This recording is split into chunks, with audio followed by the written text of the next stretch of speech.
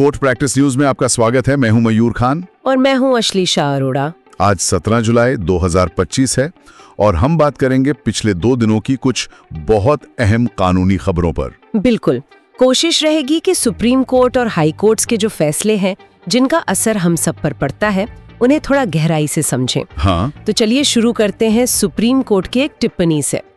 एक याचिका आई थी दिल्ली हाई कोर्ट के जजों के खिलाफ FIR की मांग को लेकर। हाँ, मैंने पढ़ा उसके बारे में। कोर्ट ने उसे न सिर्फ खारिज किया बल्कि कहा कि ये स्कैंडलस है, मतलब बेहद आपत्तिजनक। बिल्कुल स्कैंडलस। ये सिर्फ एक याचिका खारिज करना नहीं है, ये एक तरह से न्यायपालिका की स्वतंत्रता पर एक बहुत मजबूत बयान है। बिल्कुल। देखिए, फैसलों से असहमति हो सकती है, अपील का रास्ता है। हाँ, वो तो है, लेकिन जजों पर सीधे FIR, ये तो मतलब न्यायिक प्रक्रिया को डराने जैसा है। कोर्ट ने इसे सख्ती से रोका है। और इसी से जुड़ा एक और मामला है न्यायिक विवेक का, कन्नड़ अभिनेता दर्शन वाला केस। हाँ, हत्या का मामला। उसमें कर्नाटक हाई कोर्ट ने जमानत दे दी थी, जिस पर अब सुप्रीम कोर्ट ने सवाल उठाए हैं। न्यायिक विवेक के इस्तेमाल पर चिंता जताई है। हाँ, ये देखिए कितना दिलचस्प संतुलन है।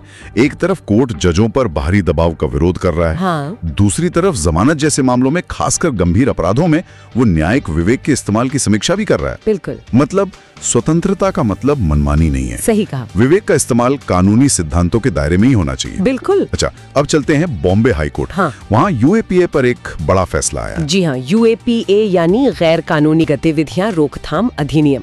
उसकी संवैधानिकता को चुनौती दी गई थी और कोर्ट ने याचिका खारिज कर दी। हाँ, खारिज कर दी।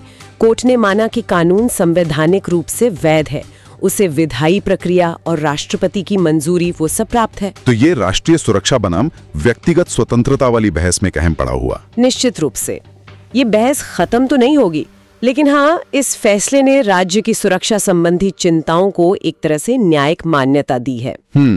अब एक खबर दिल्ली की अदालत से, थोड़ी कह सकते हैं अनोखी है। अच्छा, क्या हुआ?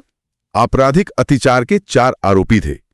कोर्ट का समय बर्बाद किया, जमानत बॉन्ड समय पर जमा नहीं किए, तो जज साहब ने सजा दी, कोर्ट उठने तक हाथ ऊपर करके खड़े रहो।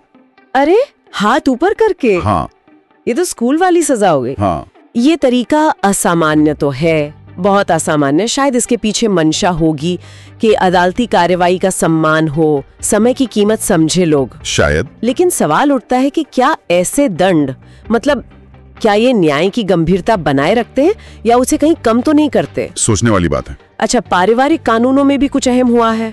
सुप्रीम कोर्ट ने अपना ही एक पिछला आदेश पलट दिया। हाँ, बच्चे की कस्टडी वाला मामला। बच्चे की कस्टडी पिता के बजाय माँ को दी। वजह, बच्चा माँ से अलग होकर तनाव में था। ये काफी दुर्लभ कदम है वैसे। बहुत दुर्लभ। और ये दिखाता है कि बच्चे का सर्वोत्तम हित कितना ऊपर है, कानूनी औपचारिकताओं से भी ऊपर। बच्चे की मानसिक भावनात्मक जरूरतें, उनको प्राथमिकता दी गई। न्याय सिर्फ कानून की लकीर पीटना नहीं है, ये मानवीय संवेदनाओं को समझना भी है। सही कहा। और इसी मानवीय पहलू से जुड़ा छत्तीसगढ़ हाई कोर्ट का फैसला है। पति अगर पत्नी को फोन या बैंक पासवर्ड शेयर करने के लिए मजबूर करे, हाँ, तो वो घरेलू हिंसा है और निजता का उल्लंघन भी है। ये बहुत ही महत्वपूर्ण फैसला है। ये शादी के अंदर भी व्यक्तिगत स्पेस और प्राइवेसी के अधिकार को मजबूती देता है। मतलब शादी के बाद भी निजता का अधिकार बना रहता है। बिल्कुल। ये उस पुरानी सोच को चुनौती है कि शादी के बाद खासकर महिला की अपनी कोई निजी जगह नहीं बचती। ये बदलते समाज का आईना है। बिल्कुल। और आखिर में पंजाब और हरियाणा हाई कोर्ट, एक आर्मी ऑफिसर पर कथित हमले का मामला था। जी। जांच पंजाब पुलिस से लेकर CBI को सौंप दी गई है। कोर्ट जांच से संतुष्ट नहीं थी। ये कदम दिखाता है कि जांच में निष्पक्षता कितनी जरूरी है। जब राज्य पुलिस पर सवाल उठें और मामला सेना जैसे संवेदनशील संस्थान से जुड़ा हो, हाँ, तो जांच केंद्रीय एजेंसी को देना एक तरह से विश्वास बहाली के लिए जरूरी हो जाता है। हाँ। ताकि न्याय होता हुआ दिखे। तो पिछले 2 दिनों में काफी कुछ हुआ है। न्यायिक स्वतंत्रता, UAPA की वैधता, दिल्ली कोर्ट की वो अनोखी सजा, पारिवारिक कानूनों में बदलाव और जांच का ट्रांसफर। हाँ, काफी अहम मुद्दे। न्यायिक विवेक की सीमाएं, असामान्य दंड का क्या मतलब है, रिश्तों में कानूनी आयाम कैसे बदल रहे हैं, ये सब सामने आया है। बिल्कुल। और इन सब को देखकर एक सवाल मन में उठता है, जो शायद हमारे सुनने वालों के लिए भी सोचने लायक हो। जब न्यायपालिका इस तरह के सक्रिय कदम उठाती है या कभी-कभी असामान्य तरीके अपनाती है, तो क्या इससे आम नागरिक का व्यवस्था में भरोसा बढ़ता है? या फिर ये सवाल खड़े करता है कि क्या सीमाएं धुंधली हो रही हैं? ये एक अहम सवाल है। इसी विचार के साथ हम आज विदा लेते हैं। मैं हूं मयूर खान और मैं अश्लेषा अरोरा। आप सुन रहे थे कोर्ट प्रैक्टिस न्यूज।